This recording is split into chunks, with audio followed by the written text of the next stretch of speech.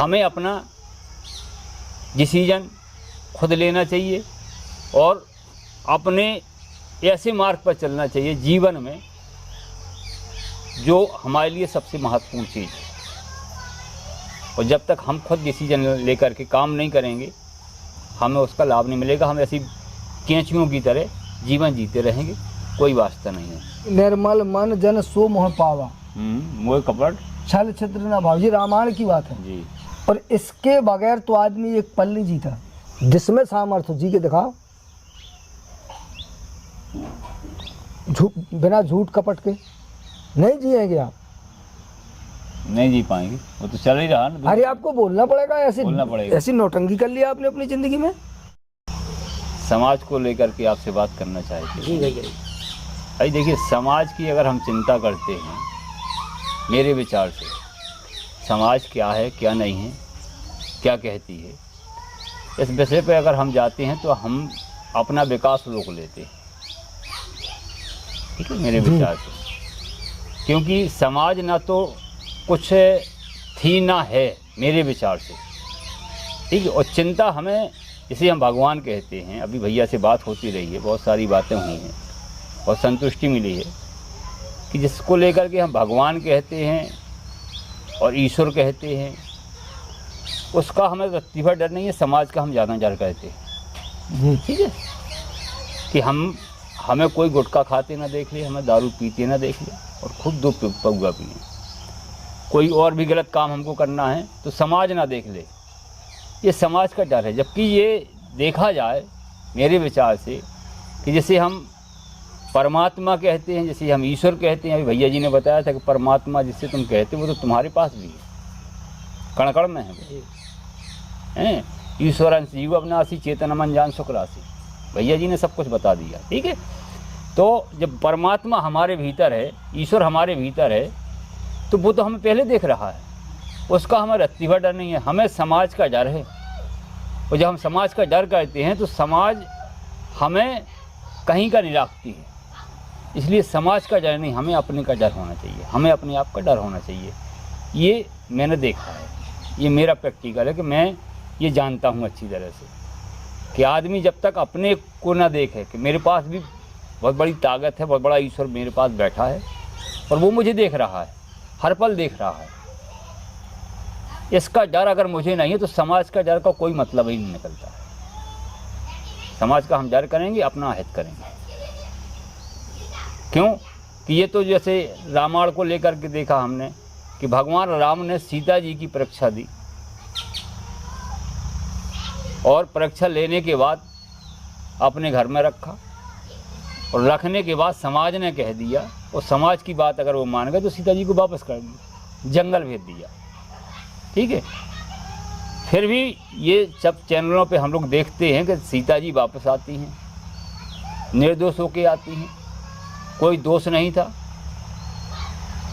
और बिगड़ दोष होने के बावजूद भी उनको सज़ा मिल गई, क्योंकि समाज ने दिलाई। तो समाज किसी काम की नहीं रही। ये बिल्कुल रामायण में ये देखने को मिला हमें, बिल्कुल जीता जागता प्रमाण है ये।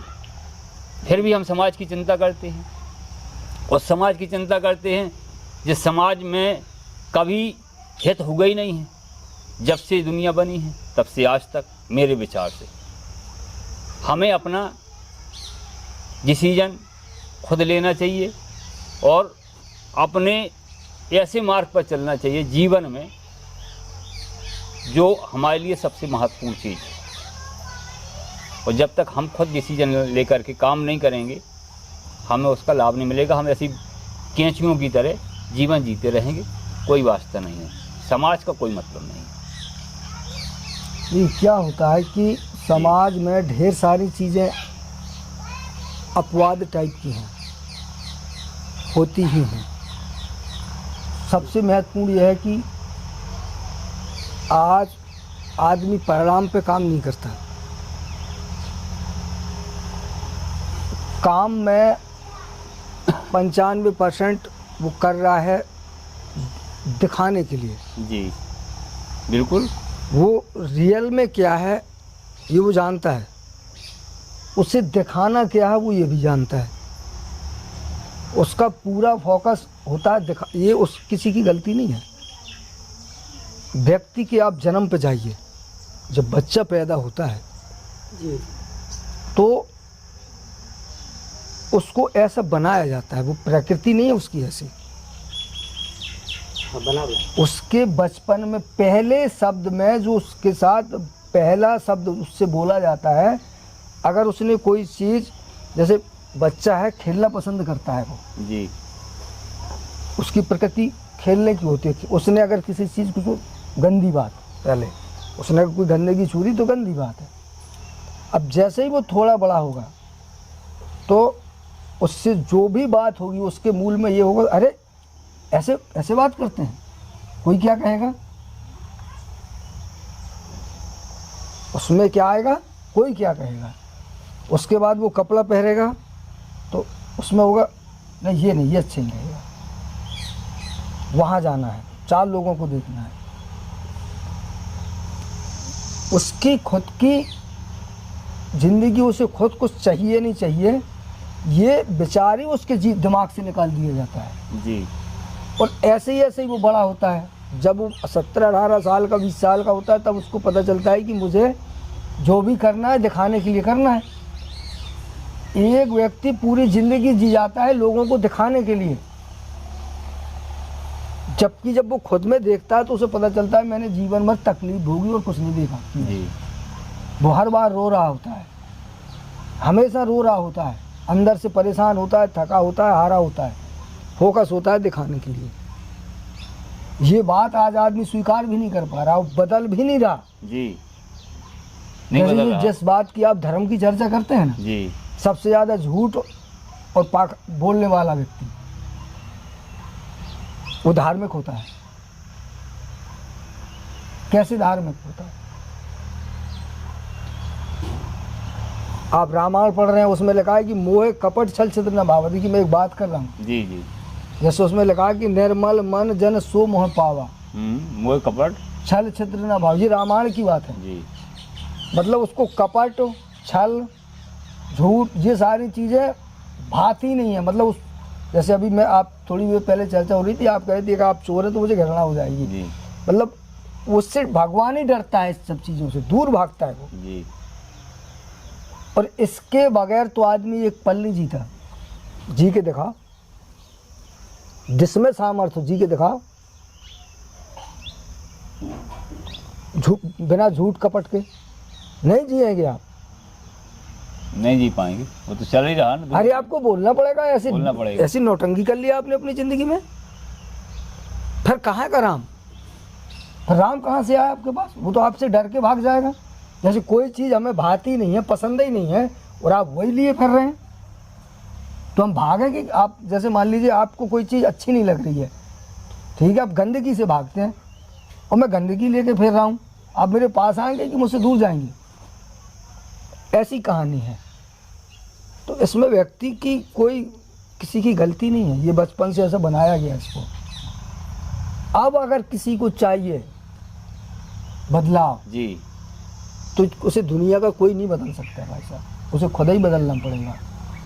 और एकदम से तो कोई बदल भी नहीं पाएगा, उसे बहुत संघर्ष करना पड़ेगा। धीरे धीरे चीज़ों को समझिए, किसी चीज़ को जिद नहीं करना, जोड़ना नहीं, तोड़ना नहीं, कोई तोड़ फोड़ नहीं मचाना, कोई तबाही नहीं मचाना। जी और इस समाज से बिल्कुल नहीं डरना। मैं अपने अनुभव की बात बता रहा हूँ, मैंने अपनी ज़िंदगी बचपन से जी है, जी और मैंने 14-15 साल की एज से वो किया है जो मुझे ठीक लगा। मतलब जो चीज़ अगर मुझे सही नहीं लगी तो मैंने फिर की नहीं। हालांकि इसमें घर का, मम्मी पापा, मुझे सबको झेलना पड़ा। मैं कभी किसी से झगड़ा नहीं।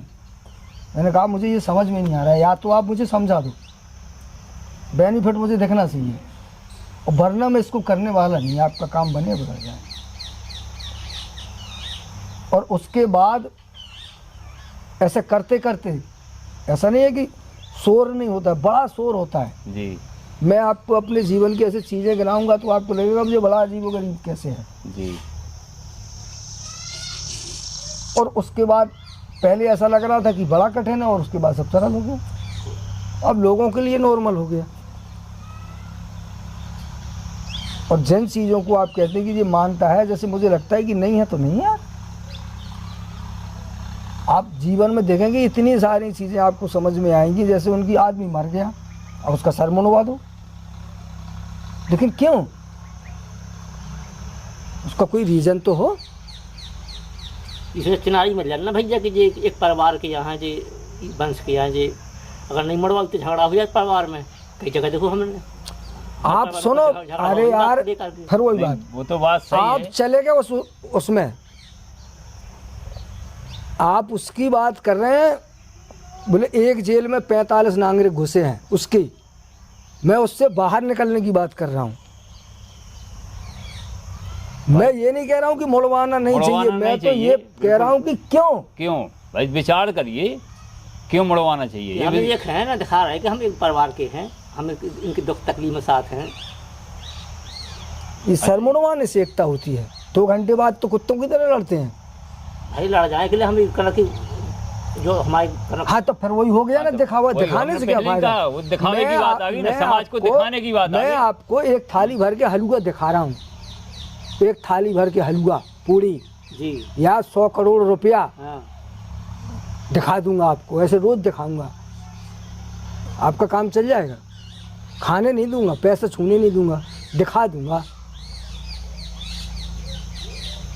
आपने लोगों में एकता दिखा दी, एकता है नहीं, काम चल जाएगा। नहीं चलेगा, नहीं चलेगा ना।